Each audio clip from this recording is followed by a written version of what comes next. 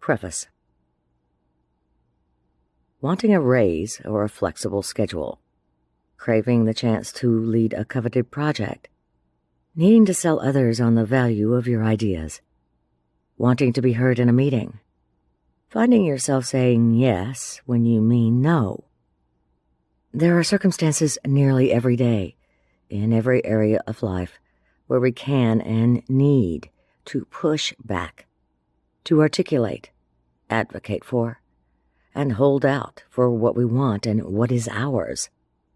This book is about building the ability to push back in the arena of work. I believe this ability is the foundation for professional success and fulfillment, and that it can be learned. Why write a book on pushback for women in particular?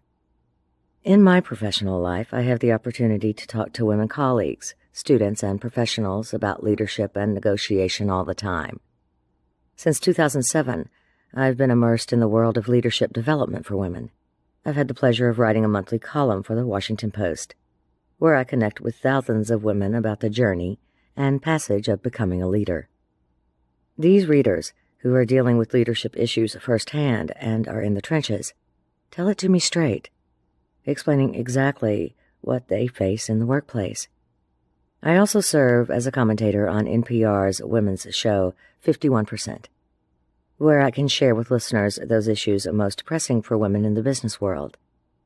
I write a blog for Forbes.com on women and careers that provides tactical guidance for a female audience on how to navigate many common yet hard-to-handle workplace dynamics.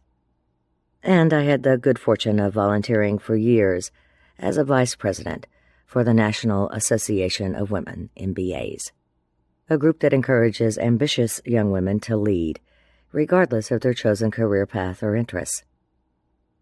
Together with my business partner, Jane Weiss, I co-own a consulting practice where we work with leaders to help them better engage and retain their female workforce, positioning an inclusive workplace as a competitive advantage. Regardless of where these activities take me, I make a point to have conversations with women who are building their careers right now.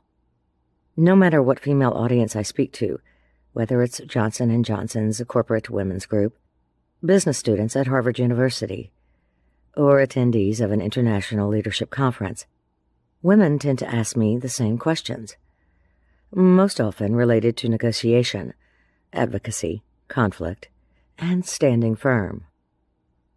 How can I confront a workplace issue head-on without decimating the relationship?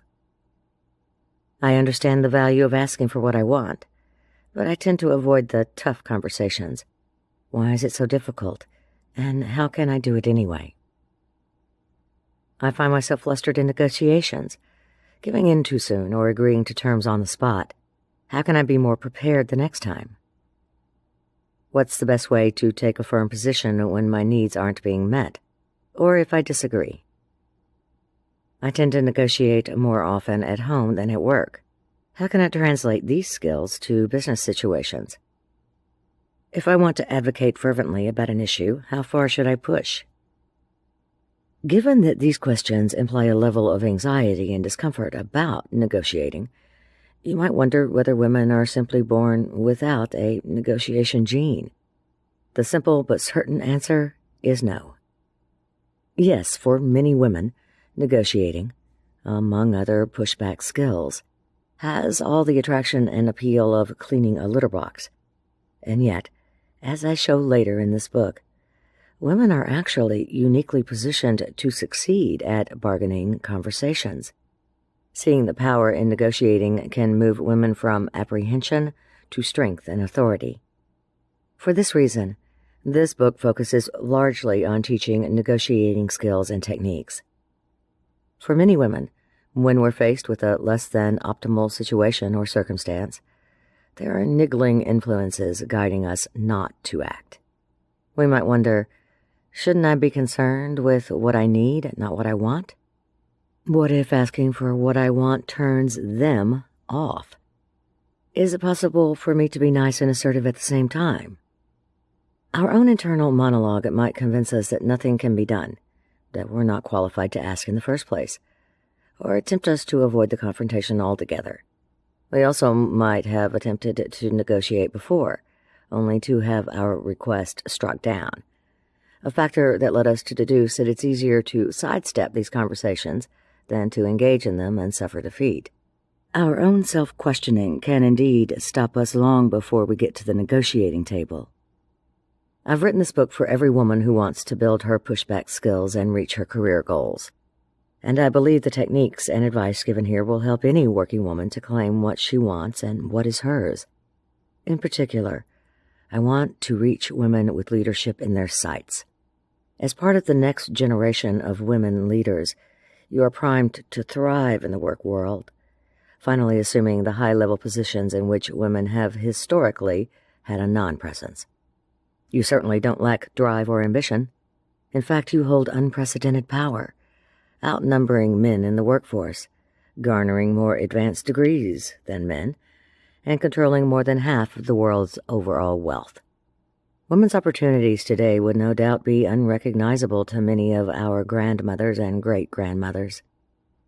And yet, the job environments that greet you are not yet truly gender-inclusive. The policies and structures that you navigate will be largely man-made. You may have a few high-ranking role models you can relate to, but your work culture may feel stifling. Even the benefits extended to you will largely undermine the realities many of you face, such as motherhood or the quest for a life outside of work. To be sure, the work world needs work, and you're the perfect candidate to change it. If we as women are going to build on the unmatched power and momentum we have today, we'll need to lead the charge. If we want our voices to be heard and to be part of the everyday decision-making that affects us, we'll need to keep pushing back. Luckily, the conditions are lush. The setting and timing are just right. Beyond the fact that women represent a compelling talent pipeline, the world requires feminine leadership like never before.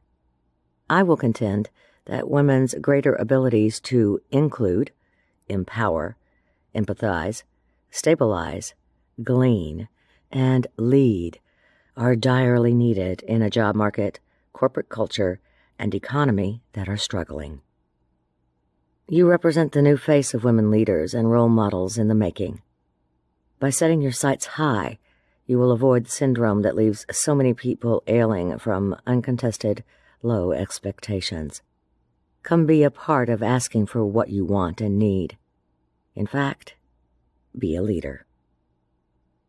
The goal of this book is to offer you a better approach to getting what you want, based on leadership theory, negotiating strategy, and psychological questioning, combined with the first-hand lessons and experiences of women executives. The chapters that follow can serve as a roadmap for helping you attain your own goals, whatever they may be. My interviews with women executives at the top strata of their fields taught me much about the many forms of pushback, its power and applications for using these skills every day. These women's insights changed and strengthened me profoundly, and I hope they will do the same for you, by helping you to find your own pushback voice, style, and signature abilities.